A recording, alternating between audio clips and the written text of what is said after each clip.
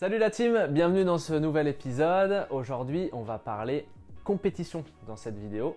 C'est vrai que quand je discute un petit peu avec des gens qui ne sont pas du tout dans le milieu surf, ça peut être compliqué à comprendre entre les ligues, les formats, comment ça fonctionne, etc. Il y a des choses à dire. J'espère que mes explications vont pouvoir apporter des petites précisions pour pouvoir comprendre et regarder aussi des compétitions. On va parler donc des ligues, on va parler aussi du jugement et des manœuvres. Donc je vais vous aider à décortiquer et à identifier les manœuvres pour pouvoir regarder une compétition de surf comme il se doit. Allez, je vous laisse avec la suite. Alors concrètement, comment ça se passe quand on veut s'essayer à la compétition en surf? Généralement, on va commencer sur des compétitions, les premiers niveaux, c'est au niveau départemental. Ensuite, on passe au niveau régional, puis national. Sur le circuit national aujourd'hui, on retrouve les Open de France, qui est un circuit avec plusieurs étapes au niveau français. Et une fois par an, on a les championnats de France. Ensuite, on passe au niveau européen avec le circuit professionnel Europe, composé de 7 compétitions un petit peu partout en Europe, à l'issue desquelles un classement général est établi et le top 8 de ce classement se qualifie pour le niveau supérieur que l'on appelle le Challenger Series. Les Challenger Series, ils se composent du top 8 de toutes les meilleures régions du monde. Ce circuit est composé de 6 étapes et permet à nouveau de pouvoir établir un classement et sortir un top 10 qui va pouvoir se qualifier sur la plus haute sphère de la compétition internationale, à savoir le WCT, des 34 meilleurs surfeurs mondiaux. Petite précision en ce qui concerne le WQS, ça a énormément changé depuis le Covid. Avant le Covid, c'était un circuit composé d'une trentaine de compétitions internationales auxquelles on pouvait participer en choisissant les endroits en fonction de nos préférences. Aujourd'hui, on est sur un circuit donc régional, entre guillemets européen. Et à l'issue de ces compétitions Europe, on peut prétendre à partir sur les compétitions internationales. Perso, je trouve que voilà, c'était plus intéressant l'ancien fonctionnement. Pourquoi? Parce que ça permettait de voyager un peu partout durant toute l'année et de se former entre guillemets à surfer dans des vagues différentes et contre des compétiteurs différents aussi. Aujourd'hui, rester dans sa région, c'est un petit peu réducteur, mais ça a aussi permis pendant le Covid de pouvoir continuer d'avoir des événements et de limiter les déplacements. Et du coup, moi dans tout ça, si vous avez suivi ma chaîne depuis le début, mon objectif c'est de remonter sur ce niveau Challenger Series, donc le top 80 mondial. L'année dernière, j'ai gagné le tour fédéral Open de France. J'ai fait vice-champion de France Open au championnat de France et au circuit WQS. Donc j'ai été dans le top 8 européen 2019, 2021, 2022 et l'idée c'est de justement travailler dur et remonter dans ce classement pour pouvoir repartir sur les circuits internationaux. Alors maintenant qu'on a simplifié un petit peu toute cette compréhension des différentes ligues et comment fonctionnent les différents circuits et les différents niveaux de compétition, on va s'attarder un petit peu plus aux manœuvres et comment on peut regarder, comment on comprend et comment on apprécie une série, une compétition dans son ensemble. Et ça passe dans un premier temps par connaître le nom et reconnaître les manœuvres du répertoire de surf. La première, c'est le take-off. C'est cette action de se lever, de pousser sur ses bras et de se lever sur sa planche. C'est pas une manœuvre à proprement parler, mais elle fait partie du répertoire parce que sans ça, en fait, il n'y a pas de vague surfée. Ensuite, une fois qu'on est debout, généralement, on va voir le surfeur qui va essayer de générer de la vitesse. Générer sa propre vitesse. Pourquoi? C'est grâce à une action motrice entre son matériel, sa planche et la vague pour pouvoir dépasser le déferlement de la vague et donc aller chercher différentes zones pour pouvoir justement effectuer des manœuvres. Une fois qu'on a assez de vitesse pour pouvoir passer et aller plus vite que le déferlement initial de la vague en question, on a des manœuvres qui sont dites de transition. Donc on en a deux, le flotteur et le cutback. Le flotteur, on va passer sur le dessus de la vague. Pourquoi? Parce que par exemple, la vague va peut-être être un peu rapide, une section de mousse va tomber devant nous et on va essayer de passer par-dessus. On a deux options, soit de passer en dessous si on a assez de vitesse, ou alors par-dessus en glissant sur cette surface-là. Ça, c'est ce qu'on appelle un flotteur.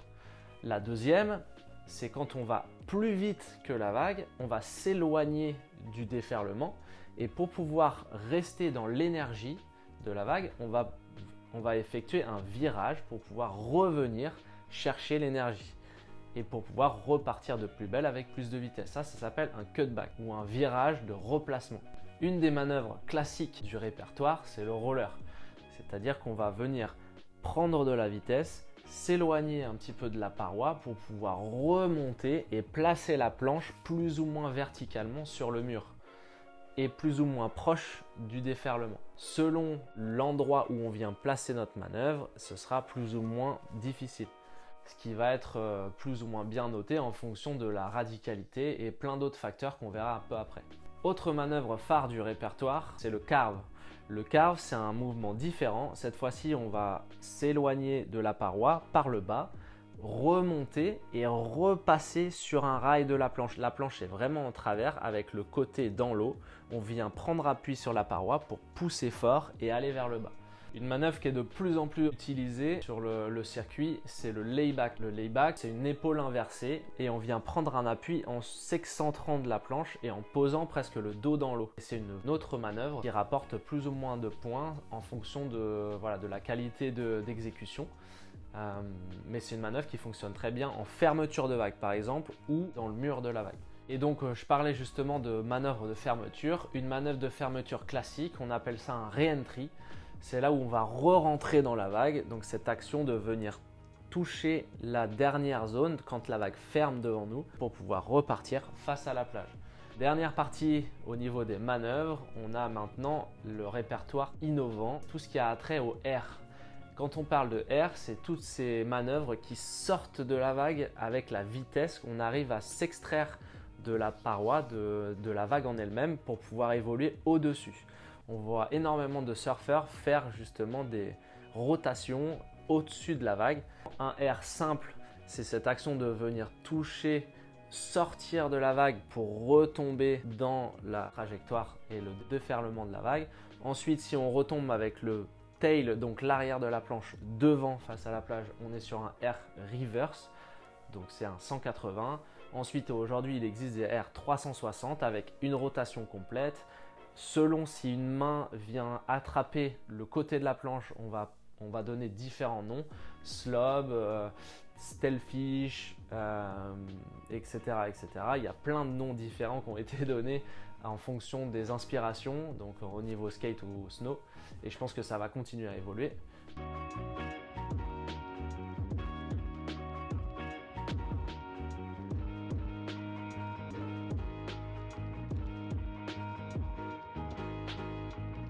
Maintenant qu'on a tout ça et que c'est assez identifiable quand on regarde un surfeur, je vais simplement prendre les critères de jugement aujourd'hui des compétitions dans lesquelles j'évolue. Aujourd'hui, ce que les juges attendent quand un surfeur part sur une vague, déjà c'est le choix de vague. Donc si la vague est plus ou moins grosse ou petite, si un potentiel de pouvoir enchaîner les manœuvres.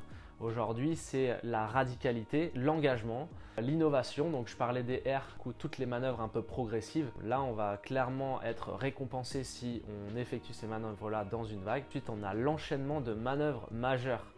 L'enchaînement de manœuvres majeures, ça veut dire des manœuvres dans des endroits de la vague critiques. Quand je dis critique, c'est l'endroit où on vient placer sa manœuvre et sa planche. Donc c'est simplement être le plus proche du curl, le plus proche du déferlement possible. Plus une manœuvre est faite dans un endroit critique, plus elle rapporte de points. Le risque est un élément important dans la notation. D'autres critères également, on parle donc de vitesse, de puissance et de flow. Le flow, c'est une notion qui est un petit peu subtile, c'est une donnée un petit peu plus artistique qui va montrer et qui va témoigner de la facilité du surfeur et de sa technique. Donc voilà, tous ces critères sont pris en compte par les juges et le niveau d'exigence est plus ou moins haut en fonction du niveau de compétition dans lequel on évolue. On sait très bien que sur une compétition et dans un format donc, de 20 ou 25 minutes, contre d'autres adversaires, on a peu d'opportunités pour pouvoir s'exprimer et donc il faut être le plus efficace possible. C'est plus ou moins difficile en fonction de si les vagues sont parfaites ou si les vagues sont tempêtes par exemple, comme j'ai pu avoir à Caparica au Portugal. Là, effectivement, le barème est beaucoup plus bas. D'ailleurs, la notation, on n'en a pas trop parlé, mais pour faire simple, chaque vague est notée de 0 à 10. Les deux meilleures vagues sont comptabilisées pour la série. Comme ça, on a un total sur 20. Et comment ça se passe dans la réalité? On a un check le matin et le chef juge va nous donner ses exigences du jour en fonction des conditions et en fonction de ce qu'il attend de ces surfeurs en compétition. Voilà, c'est la fin de cet épisode. J'espère qu'il vous aura plu, en tout cas qu'il vous aura permis de mieux comprendre et de mieux cerner les petites subtilités de la compétition, que ce soit en termes de critères de jugement, de manœuvres et du fonctionnement des différents niveaux de compétition qu'on retrouve aujourd'hui dans le milieu. Si vous avez des petites choses que vous avez eu du mal à saisir ou des questions, n'hésitez pas en commentaire, j'y répondrai avec plaisir et on se retrouve bientôt pour une nouvelle vidéo. Allez, ciao!